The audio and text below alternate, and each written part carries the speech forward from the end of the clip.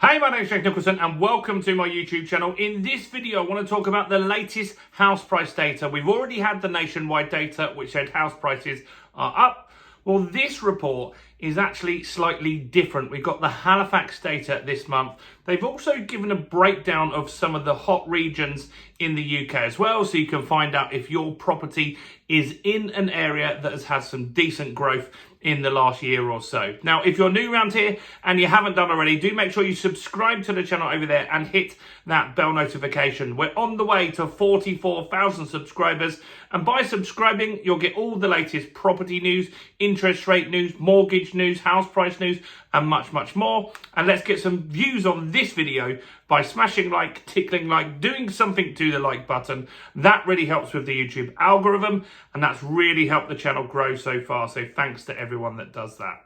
So nationwide data came out last week, and that said house prices were up, and they saw some fairly big growth in the year as well. Halifax, on the other hand, aren't seeing the same kind of results. Now, two things can be true, because one video we could be talking about house prices going up because that was Nationwide Building Society's own data. This video is all about Halifax's own data. So this is their mortgage book, the loans that they've got out in the market at the moment. And they're saying it's not quite as positive as Nationwide. However, they do say the market has been fairly robust, and you can't really argue with that. It has been fairly robust. Yes, there are pockets of the country where house prices are down significantly. We've done some content on that. We talked about central London, Kensington, Chelsea, those sorts of areas where house prices are down as much as 29%. And that's because a lot of billionaires and millionaires have exited the country, and a lot of you guys feel that also it could be down to the fact that London doesn't quite feel safe at the moment. There's quite a lot of crime and stuff like that in the area. So what are Halifax saying?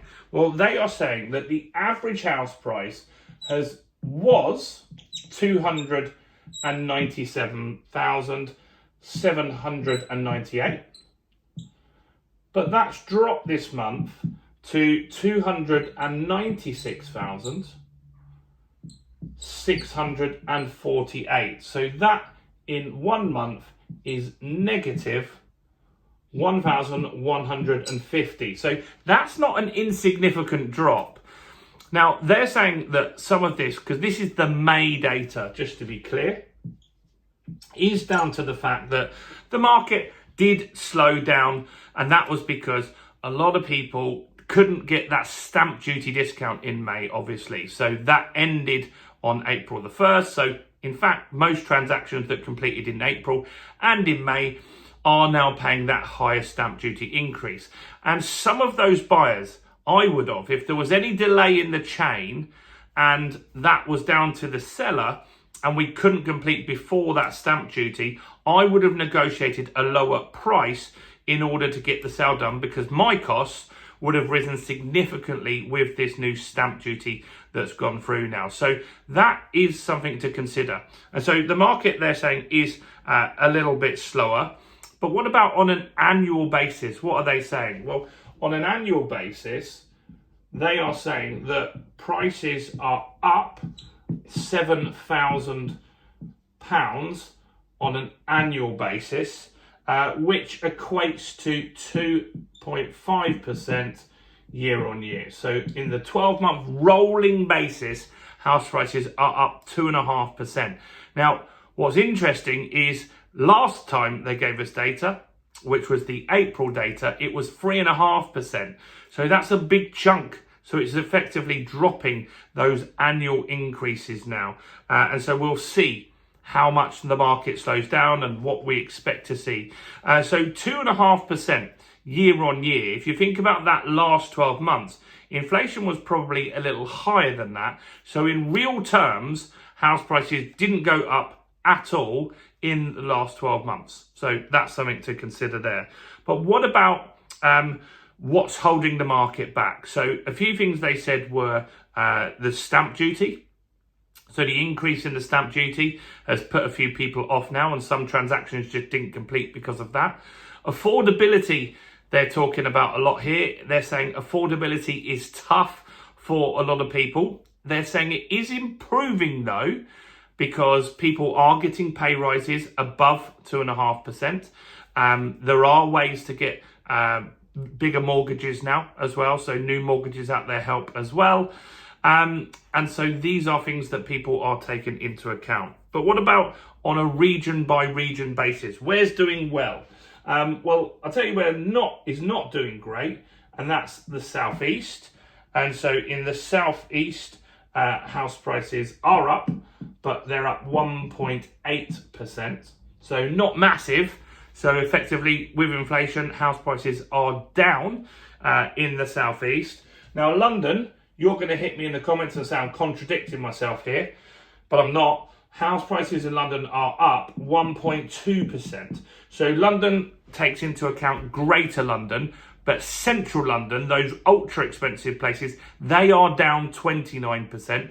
But the outskirts of London, Croydon, Sutton, places near me, they are up.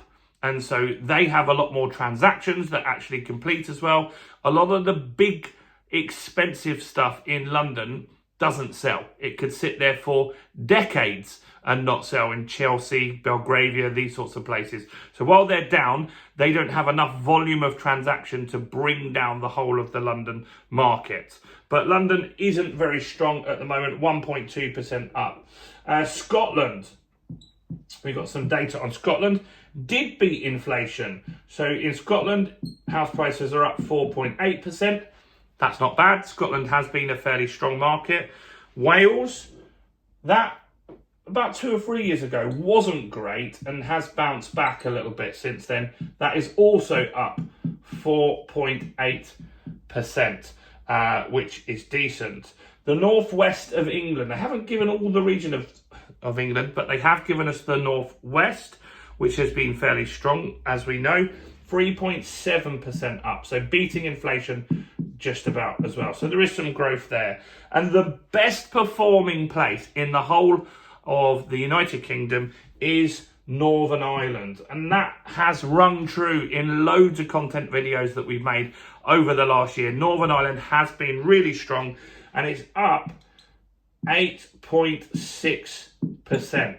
I'm not sure exactly why. Maybe you could tell me in the comments. I think they've got some decent defence contracts over in Northern Ireland that probably bring in some extra people. That means prices get pushed up and rents, etc. and stuff like that. Let me know something that I don't know in the comments or I've missed.